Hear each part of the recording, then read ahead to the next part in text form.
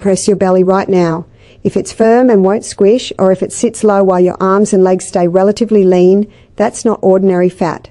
That's something called cortisol belly. And cortisol belly is producing its own cortisol 24 hours a day from inside the fat cells themselves. And the more cortisol it makes, the more fat it stores, which makes even more cortisol. This can cause inflammation, fatigue, brain fog, and it'll only get worse if you don't do anything about it. I'm Dr. Barbara O'Neill, a doctor of natural medicine and an expert in functional nutrition. And today I'm going to show you the 3 specific levers that reverse cortisol belly, so the fat, the brain fog, and the fatigue all start reversing too. So let's talk about what is a cortisol belly. And that's the first thing to know, is that the cortisol factory inside cortisol belly runs on one specific switch. It's an enzyme called 11-beta-HSD1. This enzyme lives inside your belly fat cells. Its job is simple. It takes inactive cortisone, which is the sleeping version of cortisol floating in your blood, and turns it into active cortisol right there inside the fat. That means your cortisol belly isn't just storing fat. It's actually making its own cortisol all day long, even when you're not stressed and your adrenal glands are calm. On top of that, this type of belly fat has significantly more cortisol receptors than normal fat. So it's producing cortisol locally and pulling in extra cortisol from your bloodstream. The factory makes it and the receptors grab it. The cortisol drives more fat storage, the new fat builds more factory, and the cycle keeps going. This is why every trick in the book hasn't really worked.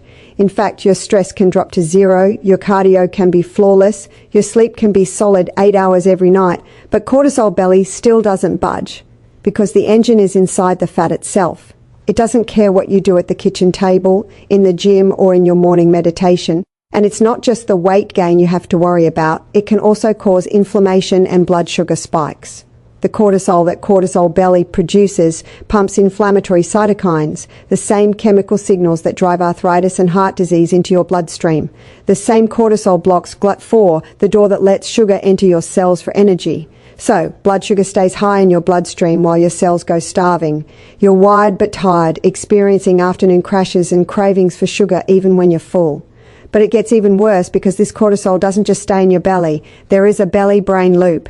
You see, cortisol crosses into your brain and it heads straight for one specific region called the hippocampus. The hippocampus is the brake on your entire stress system. When cortisol gets released, the hippocampus senses it and sends a signal back that tells your adrenal glands to stand down. So, cortisol production stops. But the hippocampus has a problem. It has more cortisol receptors than almost any other region of your brain. So, when cortisol levels stay high for years, which is exactly what happens when cortisol belly is producing it 24 hours a day, the hippocampus takes the hit harder than anywhere else. It physically shrinks. We see measurable shrinkage in chronically stressed adults. We see it in patients with Cushing's disease, where cortisol runs out of control. And we see it in people with high visceral fat, which is exactly cortisol belly. When the hippocampus shrinks, the brake stops working. So cortisol production never shuts off, regardless of what's happening in your life. And the same cortisol that's blocking sugar from getting into your muscle cells through GLUT4 is doing the exact same thing to your brain cells. Your brain runs almost entirely on sugar, and right now the sugar can't get in. That's the fatigue. That's the brain fog. That's the memory slipping. The words not coming when you need them. The feeling that you used to be sharper. That's the loop. The belly damage feeds the brain damage. The brain damage feeds back into the more belly damage. And every cycle tightens it further. This is why people with cortisol belly describe a spreading problem over time. The memory gets foggier, the stress hits harder, the sleep gets worse. The protocols that worked at the start stop working. It can feel like aging, but it's really just stress aging you. And every month of dabbling in stress reduction without breaking the loop costs you more than the last, because the brake itself is getting weaker, not just the fuel getting stronger. This is why we have a 3-step approach to breaking this. That's why most cortisol belly fat plans fail. They only attack one node of the loop while the others keep feeding the cycle. To actually break the loop, you need to hit it at 3 specific points, and the order matters. The first lever is dropping your cortisol input. This is the fastest responding lever. It pulls down whole body cortisol on top of what cortisol belly is making. The biggest move is a 12 to 14 hour overnight eating window. Finish dinner by 7:0, for example, and then don't eat again until 7 the next morning. So that's a 12-hour overnight fasting window. This single change calms your cortisol rhythm overnight more than any supplement. Next is 10 minutes of morning sunlight on your eyes. This resets your circadian rhythm and pulls cortisol back into its proper morning peak. Then ashwagandha, specifically the KSM66 extract at 300 mg twice daily. It calms the stress feedback loop at the receptor level. And finally, magnesium glycinate about 400 mg before bed. Chronic cortisol burns through magnesium. Without it, your nervous system can't power down at night. I have patients report better morning energy and clearer thinking within 2 weeks of starting this lever. The second lever is decoupling insulin from cortisol. This is where the visible belly fat starts shifting. Insulin and cortisol have a specific problem. When they're both elevated in your bloodstream at the same time, your body stores visceral fat faster, which makes it exactly the kind of fat that makes up belly. And every snack between meals reopens the insulin window while cortisol is still naturally elevated. The fix is 3 meals, no snacking, and a lower carb load. You finish breakfast, you don't touch food until lunch. You finish lunch, you don't touch food until dinner. The eating window matters more than the macros. A clean diet with constant snacking won't work. A slightly imperfect diet with 3 meals and no snacks, that's going to work. Many of my patients, they see the belly start to shift in weeks 3 to 4. The third and final lever is physically shrinking the visceral fat. This is the longest play, but it's the one that closes the loop. As the visceral fat shrinks, the cortisol factory shrinks with it.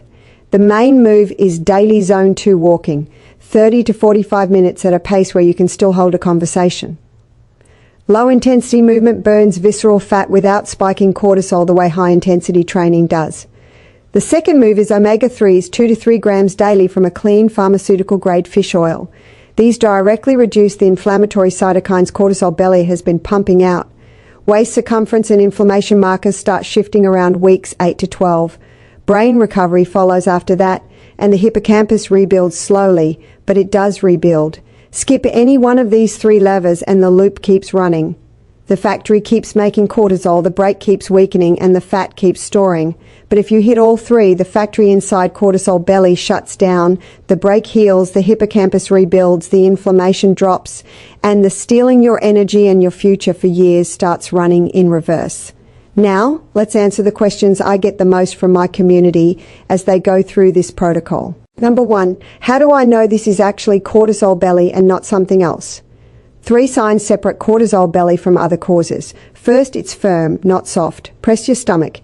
If it doesn't squish, that's visceral fat, or the kind packed around your organs. Second, it's lower and central. While your arms and legs stay relatively lean, the classic pattern is thin everywhere except the middle. Third, it travels with the symptoms in the title. Inflammation everywhere, afternoon energy crashes, brain fog and sugar cravings even when you're full. If you've got 2 out of 3 of those, you're almost certainly looking at the cortisol loop.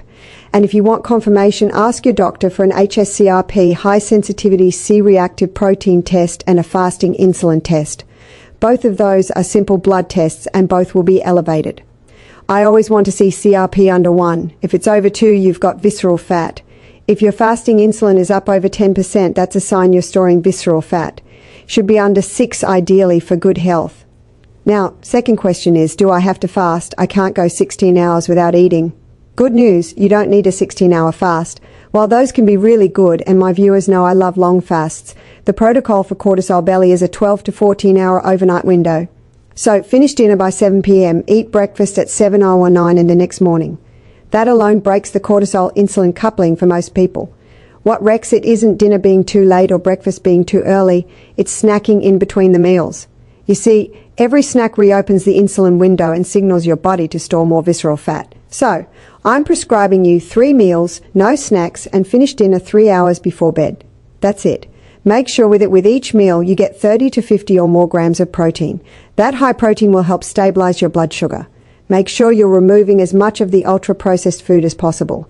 Make sure you've got really good, high-quality protein, healthy fats like extra virgin olive oil, grass-fed butter, avocados, grass-fed red meat, and make sure you've got colorful fruits and vegetables on that meal as well. That will all help create blood sugar stability and help keep your insulin levels down. And if you have a history of disordered eating or major blood sugar issues, or you're an underweight woman, stay closer to the 12-hour fasting window. So, you can do a 16-hour fast, you don't have to, but if you're in that category of people where you've got disordered eating or major blood sugar issues, or if you're an underweight woman, again, stay closer to that 12-hour window. The goal is no insulin spikes between meals, not heroic fasts. Now, how long will it actually take to start working? Well, there are 3 timelines because there are 3 layers. The first layer of sleep, energy, and brain fog usually starts shifting inside 2 weeks, once cortisol input drops, and that GLUT4 protein transporter starts working again in your cells and starts grabbing the sugar out of the bloodstream and putting it into the muscle cells. The second layer of the visible belly change typically shows up in weeks 3 to 4, once the eating window is consistent. The third layer of measurable shrinkage of the visceral fat itself and the high-sensitivity C-reactive protein and waist circumference both dropping, that's 8 to 12 weeks of all 3 levers running together. If you're at 4 weeks and your energy is back but the belly hasn't shifted yet, I want you to know you're not failing. You're between layers, so you've got to just stay with it. Now, next question, I've had this issue for years. Is the brain damage reversible? And the answer is mostly yes, but it's not automatic. The hippocampus is one of the most plastic regions in the brain, meaning it's one of the most capable of rebuilding itself. Even in chronically stressed adults, hippocampal volume can recover meaningfully once cortisol exposure drops consistently. We see this in patients recovering from depression, Cushing's disease, and chronic stress. The catch is that one word, consistently. You cannot dabble. A few weeks of better habits won't undo years of cortisol exposure, but 6 months of all 3 levers running every day can produce measurable changes in cognitive function, waist circumference, and inflammation markers. The protocol I just walked you through is the same one I'd put my own family on if they were dealing with this. Now, you see, your body, it wasn't designed to carry visceral fat as a permanent fixture. It only stays when the cortisol loop keeps feeding it. When systemic cortisol stays high, when insulin and cortisol stay paired, when cortisol belly itself keeps producing more cortisol, the protocol we just walked through breaks that loop on all 3 fronts. But if you want extra support during those first few weeks, especially while systemic cortisol is still coming down, I'll link the exact supplements I use with my patients below. Those supplements are called Cortisol Defense and Brain Calm Magnesium. These are designed to help drop systemic cortisol fast, especially during the first lever, when your body is still catching up to the new sleep window and the new eating rhythm. Together, you get the top adaptogens and minerals at clinical doses working perfectly for this loop. You don't need these, but they can make the process smoother while your body is adjusting. The link for these are in the description if you want to check them out. And if this helped you today, subscribe so you don't miss what's coming next. Drop a comment below and let me know which lever you're starting with, and share this with someone in your life who's been carrying the same belly, the same fatigue, the same brain fog, and has not been able to figure out why. And as always, be blessed.